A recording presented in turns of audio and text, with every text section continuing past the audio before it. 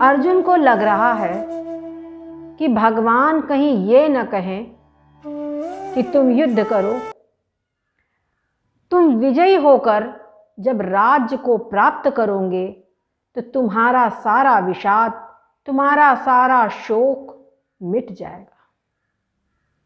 अर्जुन कह रहे हैं भगवान से, नहीं प्रपश्यामि ममापनुद्यात् यच्छोकमुच्छोषणमिन्द्रियाणाम् अवाप्य भूमावसपत्नमृद्धं राज्यं सुराणामपि चाधिपत्यम्। अर्जुन कहते हैं कि हे केशव, मैं संसार की कोई भी वस्तु, कोई भी द्रव्य, कोई भी धन संपत्ति, ऐश्वर्य ऐसा नहीं देखता हूँ जो मेरे इस इंद्रियों को सुखाने वाले शोक को दूर कर सके।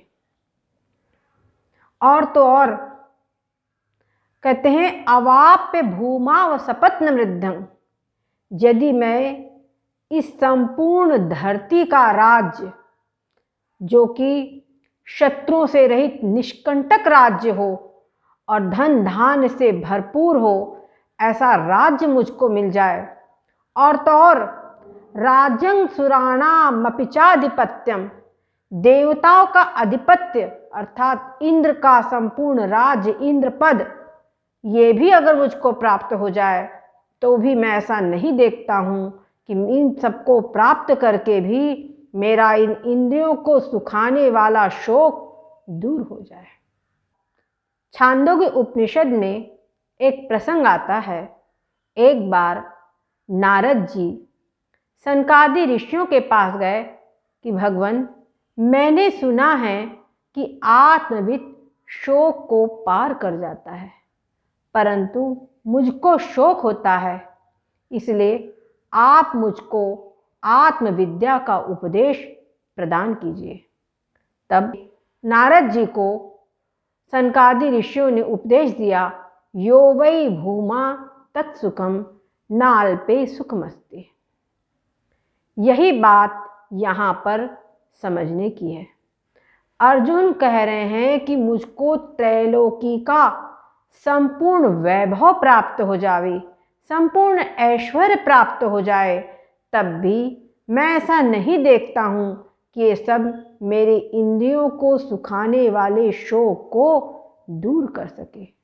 इसलिए हे केशव, आप मुझको उपदेश दीजिए। यहाँ पर जिज्ञासु को ये भी समझना चाहिए कि संसार का शोक और मोह ये कभी भी धन संपत्ति ऐश्वर्य के प्राप्त करने से दूर नहीं हो सकता।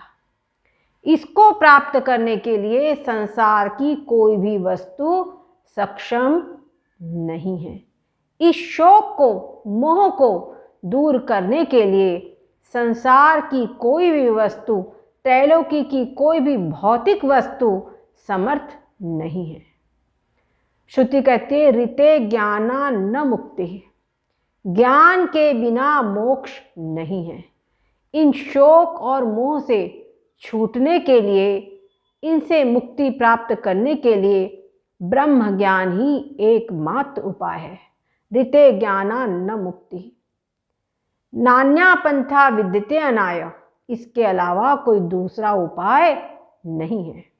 और ये ब्रह्म विद्या, ये ब्रह्म ज्ञान प्राप्त होता है किसी श्रोत्रिय ब्रह्मनिष्ठ महापुरुष के शरण में जाकर, उनको अपना संपूर्ण न्योछावर करके, उनसे उनकी शरणापन्न होकर ही इस ब्रह्म विद्या की प्राप्ति, इस ब्रह्म तत्व के उपदेश की प्राप्ति हो सकती है।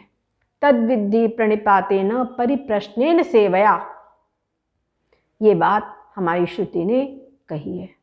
तो अर्जुन यहाँ पर पूर्ण रूपेण भगवान श्री कृष्ण से के प्रति अपना सर्वस्व समर्पित करके शरणापन्न हो गए हैं और शिष्य भाव उनके मन में उत्पन्न हो गया है कि हे श्री कृष्ण शिष्यस्तेहं शादिमां त्वं प्रपन्नम।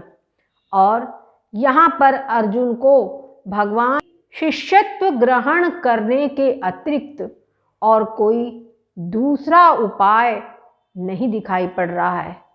अनन्य भाव से भगवान की शरण में आ गए हैं।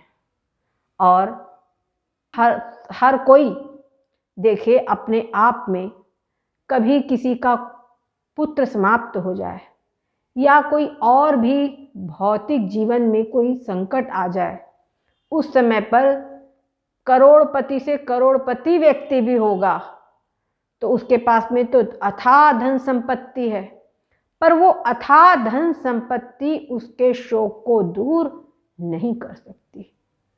कोई भी व्यक्ति हो तो कोई गरीब से गरीब आदमी हो, उसको हमारे यहाँ सरकारी तौर पर मुआवजा दे दिया जाता है, लेकिन जो व्यक्ति का उसके परिवार के सदस्य से उसके जाने से जो शोक है वो धन संपत्ति उसकी पूर्ति नहीं कर सकती। बस ये है कि कुछ निर्वाह हो सकता है कुछ दिनों का, लेकिन जो व्यक्ति है उसका स्नेह, उसका बंधन, जो स्नेह भाव है, उसके अलावा वो व्यक्ति की को उसकी पूर्ति कोई धन संपत्ति ऐश्वर्य नहीं कर सकती है।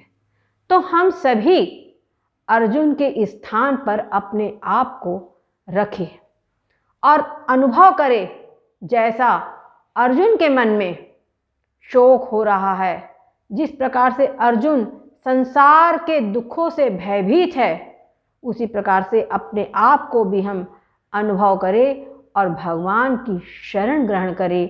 तब आगे भगवान का जो उपदेश है वो भी हमको समझ में आएगा। सद्गुरुदेव भगवान की